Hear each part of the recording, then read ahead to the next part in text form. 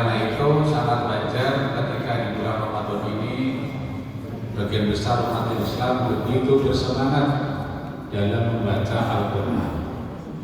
Di samping berpuasa di siang harinya, sholat tarawih di malam harinya, banyak umat Islam yang melakukan aktivitas membaca Al-Quran di sepanjang hari. Baik di pagi hari, ada yang di siang hari, ada yang di sore hari, ada yang di malam hari. Bahkan ada yang sepanjang malam membaca Al-Quran. Membacanya pun di mana-mana. Ada yang bacanya di rumah, ada yang di masjid, ada yang di sekolah-sekolah, ada yang di kantor-kantor, bahkan sampai ke tempat-tempat umum, sampai di terminal-terminal bis atau stasiun kereta api. Di bulan Ramadan ini banyak orang-orang yang membaca Al-Quran. Mengapa umat Islam begitu bersemangat membaca Al-Quran? Karena membaca Al-Quran adalah merupakan ibadah yang sangat besar nilainya di hadapan Allah Subhanahu wa Ta'ala. Allah Subhanahu wa Ta'ala menjanjikan balasan pahala bagi orang yang membaca Al-Quran tidak berdasarkan berapa ayat yang dibaca, tidak berdasarkan berapa surat yang dibaca, tapi berdasarkan berapa huruf yang dibaca.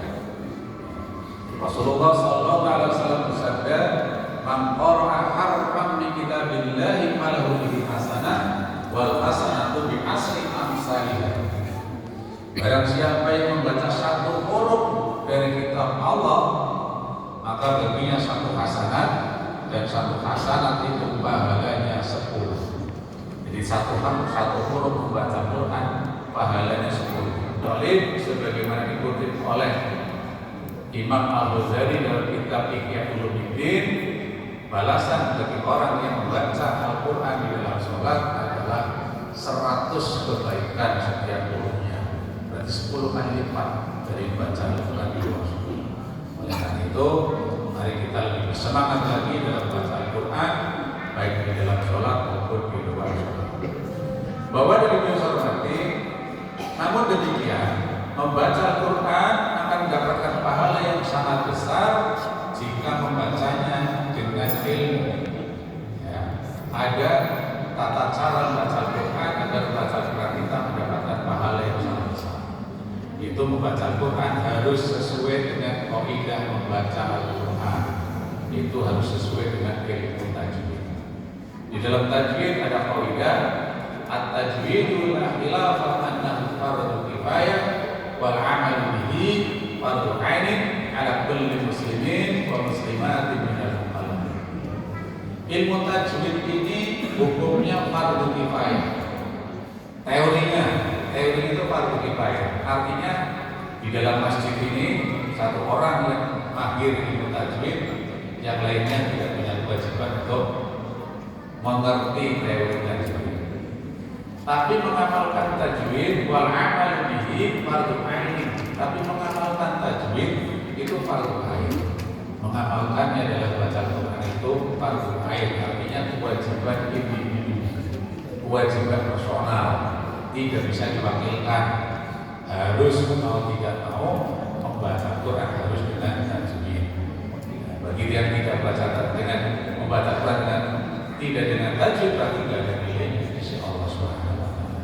Hal itu menunjukkan betapa pentingnya ilmu sebagai fondasi amal kita, sebagai fondasi ibadah kita. Oleh karena itu Rasulullah SAW bersabda, "Uduru majlis alim afdalu min salati alfi rakaat wa hiyadati alfi marid wa surudi alfi janazah."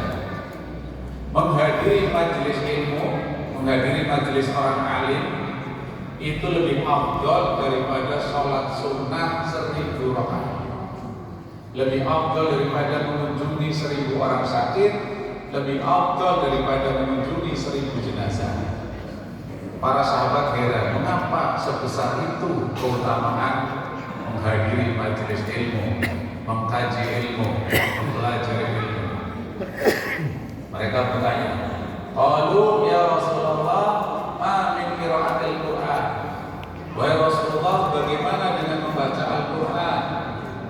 Jadi para sahabat ini membandingkan pahala menghadiri majelis ilmu dengan pahala membaca Al-Quran.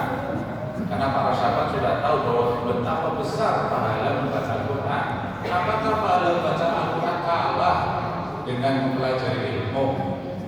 Apa jawab Rasul? Qala hal yanfa'ul Qur'an illa bil ilmi. Apakah Al-Quran itu bermanfaat kalau tidak dengan ilmu? Jadi Al-Quran bisa bermanfaat bagi pembacanya,